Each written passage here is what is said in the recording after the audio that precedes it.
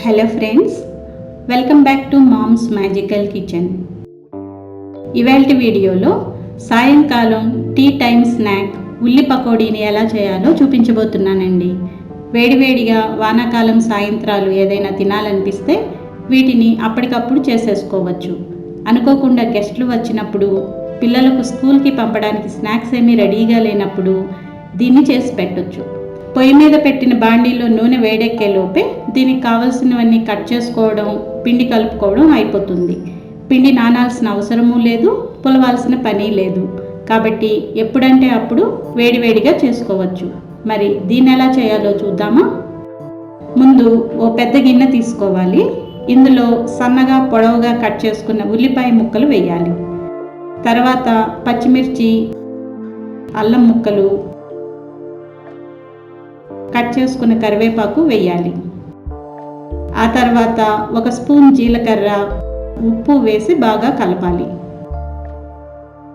వీటితో పాటు మీకు ఇష్టమైతే కొద్దిగా గరం మసాలా కూడా వేసుకోవచ్చు. ఇంకా ఫాస్ట్గా కావాలంటే పచ్చిమిర్చి, అల్లం ముక్కలకు బదులు అల్లం వెల్లుల్లి పేస్ట్, కొద్దిగా కారం కలుపుకోవచ్చు. ఉప్పు తగలగానే ఉల్లిపాయల్లో నుండి నీరు ఊరడం మొదలవుతుంది. ఇప్పుడు ఓ 2 స్పూన్ల బియ్యం పిండి వేయాలి. తర్వాత శనగపిండి వేయాలి.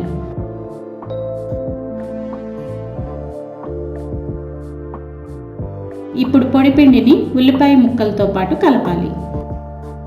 బియ్యం పిండి పకోడీలు క్రిస్పీగా ఉండేలా చేస్తుంది.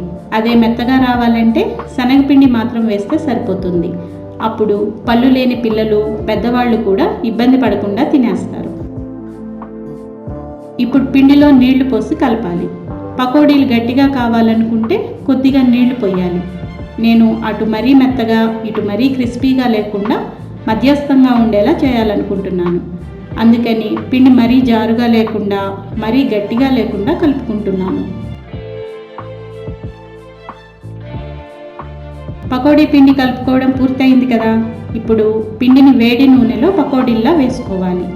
నేను పిండి కలపబోయే ముందే స్టవ్ మీద నూనె బాండీ పెట్టేశానండి. సిమ్లో పెట్టాను కాబట్టి పిండి కలిపేటప్పటికి నూనె కాగిపోయింది. ఇక్కడ నాకు ఓ 5 నిమిషాలు టైం కలిసి వచ్చిందండి.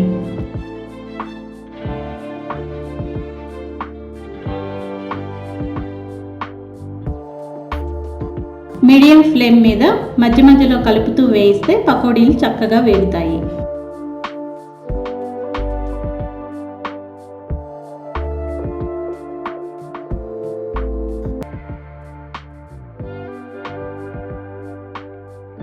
ఇప్పుడు వీటిని వేడివేడిగా తినేయడమే.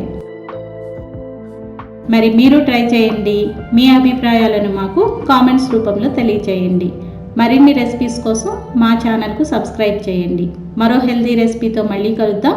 సెలవు.